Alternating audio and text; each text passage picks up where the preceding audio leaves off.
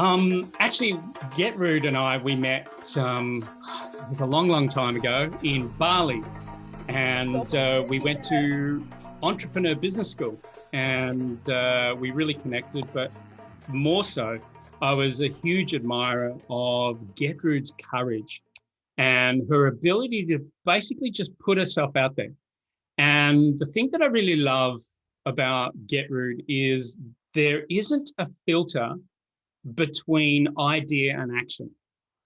And it's one of the things that often when I'm coaching, when I'm training people, I often say the thing that you've got to do in order to create success is just pull out that filter in your brain which says procrastinate. And that filter usually is filled with fear. And the thing that I was so admiring of Gertrude was the fact that she was able to basically get an idea and run with it so quickly. And you can actually see what happens when that happens. And this is it. This is the result of exactly that. The thing that really resonated with me, and I guess the thing that I really wanted to talk about today is I wanted to talk about why I believe that women, and I don't just mean women, I really mean the feminine energy. I am very feminine in my energy. I'm also very masculine, and many of you are very feminine and very masculine in your energy. However, I believe that right now, at this time in our history, it's really time to shift the baton.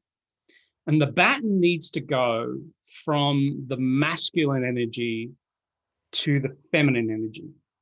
Now, if we look at that metaphorically and very literally, when we look at the earth, and we call it the Mother Earth for very good reason, because it is our mother. You know, it is the place that allows us to live and breathe and prosper and foster and nurture. And if you think about it, the three elements that define this planet are basically the three elements that we abuse so much. The air, the water, and the earth are the three reasons that we can actually live on this planet. And they're the three things that I think what we have done through our psychology is we are interrupting so much and, putrefying and toxifying, our earth. So if I thought about it, my father was not a pushy guy. He was quite balanced too in his femininity, his masculinity. And he used to say to me quite often, he used to say, son, all I want is peace. Now, of course, he was raised through a depression. He experienced the war, and he had seen the brutality of mankind. And I'm not here to denigrate my own gender, but I am here to say that it is time that we really shifted, that we really got to a point where we realized that our psychology, the way that we think, has been housed so much in a depression, so much in war language. In fact, our corporate boardrooms create incredible excuses for war language, for massive competition, to kill the competition, to basically there's a cost of war. And in business, and I've been in many boardrooms, this thinking prevails. So the woman is just there to ensure that we can be profitable and succeed as men. Well, as far as I'm concerned, that's BS. Yes, it's bullshit and it's a belief system. But it's the belief system that we really have to change. We've got to stop this war language. So I was born into probably a very unfortunate environment for good reason. I learned how to fight before I could even speak. I remember, I had a really weird name, that Gertrude has challenged with every now and then called Schnabel. And I could remember my introduction into the world, to planet Earth, was, what's your name? And, they would introduce themselves and I would introduce myself and I would say, my name is Rick Schnabel. And that was typically followed by a punch in the face. And all it was based upon the Second World War. It appeared like the name probably was European. And, it certainly wasn't Smith, Brown, Roberts, Jones, or any of those common Australian names. And forgive me, Michelle, but you know where I'm coming from. And so what happened was, I actually learned how to fight before I could really speak English. My parents were German. German was spoken in our household. Up until about age 4, I found it difficult to actually speak English. However, it was the people around me that taught me pretty quickly. Like, for instance, when someone is threatening your life with a punch, and, back then when you're a little kid, you think if you get punched, you're actually going to die. So your fear filter overemphasizes this whole concept. But I learned how much I dislike violence at a very, very young age. And so I came through the school system. I was challenged. I had this big neon sign above my head that said, "Challenge me, punch me, fight me." And that's all my life was. It was fight after fight after fight. And, my first strategy was not to fight. And then it got to a point where I thought to myself, if I just sit there and just keep copping these punches, I am going to die. So I learned to fight. And the very first person that I ever really hit, it felt worse for me than I think it felt for them. And as my life began to evolve, I just saw incredible amounts of violence. I've had guns to my head. I've had knives to my gut. I've been in probably not so nice situations. I grew up in a very, very poor part of Victoria in Australia. And it was quite well known that my area was, the poverty place. And it was rough. There's a movie called Romper Stomper, which I still cannot watch, but it was around the period when the skinhead movement happened, when there were packs of people that wanted to just descend on people. And I was one of those people that they often just saw me and they just wanted to hit me. But when I was 40, I studied incredibly. Like, my very first books that I read at 7 were psychology books. My favorite friend was my library card. It was a place where I used to hide. It was a place where I used to read. I got sick and tired of the children's section. I found myself in the psychology section, and I started reading books that made sense to me. And I started realizing, why am I so screwed up? And all those books told me why. Because my belief system needed changing. My value system needed adjusting. My neurological patterns, which were born from poverty, needed changing. But when I changed them, I began to realize that there's a lot of other people that need to change them too. That even the executives, that we put up on pedestals sometimes, they need changing as well. Because, I found myself in a space where I started coaching executives, training executives, and I began to realize that their mindset, even though they might be lauded, even though they might be put up on a pedestal, their mindsets really needed some work. Many of them who would talk about their wives like they were their dogs.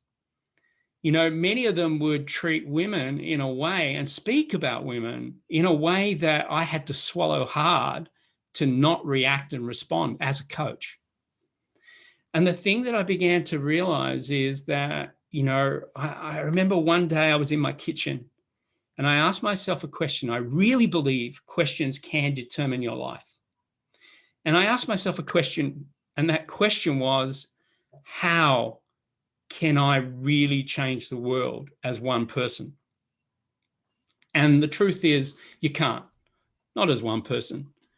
But what you can do is just like this. When you get a group of people together, that's when you can really change the world. But we've got to get down at the level of beliefs. We've got to get down at the level of psychology. And we've actually got to say that war language needs to end. The war needs to end. It finished in the 40s. but it still features in our movies. It still features in our boardrooms, in our conversations, in our language. And then we get to a point where we look at the world and we put the thermometer in just to test its temperature. And it's starting to heat up a bit, in the context of threats, between various countries, threats in politics. And we shouldn't be at this place. We really shouldn't. Because my mother, if she was in politics, she wouldn't tolerate war. Your mother, if she was in politics, she probably wouldn't tolerate the language. Your father might. Because, boys don't cry. Men need to be tough. Men need to be hard. Again, I call BS on that. There are many men that I work with that are very balanced now in their feminine, their masculine. They would not hit their wives. They would not even hit their daughters or their sons. This is the shift that really needs to happen. In fact, violence at any level, and I mean at any level, to animals, to children, to women, and to men, should not be tolerated. This has got to end for a future. Like, if we think about it, what we do today is going to determine what happens 1,000 years from now, what we do today. I met a clairvoyant many, many years ago in the beautiful Hawaii.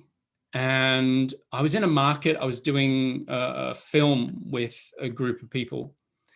And what happened was I got this little tap on the shoulder, and there's this little Asian lady. And she said, "I need to tell you something." And I thought, this is completely out of the blue. And she said, no, I'm a clairvoyant. I need to tell you two things. And I thought, this is either the best sales pitch on the planet, or she really does have to tell me something. And I was working at the time, so I said, just excuse me, I'm working. She said, just 1 minute. She went away, lost her in the crowd. She came back and she put a business card in my pocket, and it was her card. Now, I was working with a group of people. They left. I stayed in Hawaii for another week. The first place that I went was that little bureau where she was doing her readings from. And she said, the thing that I have to tell you is that you're here for a very, very important reason. Now, at that particular point in my life, my self-esteem was very low, and I thought to myself, what am I here for? And she said, the first thing is this. She said, you're going to write a book. This book is going to change the way the world thinks, because that's your job. You've got to go out there and you've got to untrain brains. You've got to help people to shift how they think so that the world can evolve to a new place. But she said, there's another message that's more important than this. And she said that when you were a child, because of the violence, because of the things that happened to you, because of how people treated you, your self-esteem just went really, really low. And you actually think you're stupid. So your book, you're going to be so verbose in your language that it's going to become too intellectual, that some people won't even understand what you're talking about because of the words that you choose. And that's only because you're going to try to prove that you're not stupid, that you're actually smart. I started to cry at this point because she hit a nerve. She really, really did. When I was a teenager growing up, with all the violence that was in my life, I retreated like most people do. And I retreated and I went into my room and a quiet space. It was safe. And I used to write poetry, just to let out my feelings. Because as a boy, you weren't allowed to do that because boys don't cry. And so I would write poetry, I would write songs, and I used to open up a dictionary. And I used to look for the most complicated word I could find. And I would try to write it into my songs, into my poetry, so that people later on, when I died, because I never thought that I would be acknowledged, they would read my poetry and they would say, actually, he's quite smart. Look at these words that he's using. So this made sense to me when the clairvoyant said that you're going to write this book. Now, what I did is I rejected this idea for 8 years. You know, I got book ideas, I got ideas. And what happened to me was, because of my poverty, because of my upbringing, I so wanted to be a millionaire. I so wanted to succeed financially. You know, the only driver that was in me was I just didn't want to mimic my parents' life. I didn't want to mimic the poverty. I didn't want to struggle. I really wanted to become a millionaire. So what happened was I went through the corridors of psychology and life coaching and neuro-linguistic programming. And I remember I accepted a job in sales, and I was the worst salesperson in the history of Australia in this company. Not only in Australia, this company was also American as well. And what happened was they were right. I was the worst. But then when I changed my psychology, all of a sudden I went from the worst to the best. I started making so much money. And I got to the point that I was actually earning more than John Howard, who was our Prime Minister in Australia at the time. And a friend of mine said, "Oh my God, you're earning more than John Howard, the Prime Minister, and you work half as hard as he does." And that was my book. And that was my first book. So I wrote that book, Life Beyond Limits.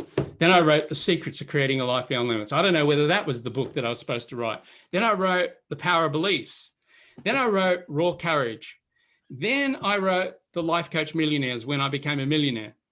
Then I wrote A Richer Way to Think. Now, the truth is, I don't know whether any of these books were the books that this clairvoyant said were going to change the way the world thinks. But here is the essence. The way the world is going to change is from things like this. When we start respecting the feminine, and actually, we don't have to put her up on a pedestal, but in truth, she really should be there. And, you know, when our female leaders step up, and I don't mean just in politics, I mean in every area of life, our coaches, our real estate agents, our speakers in all different genres, in different areas, in every single area, we need our women to step up. And at the end of the day, that's what I take a stand for.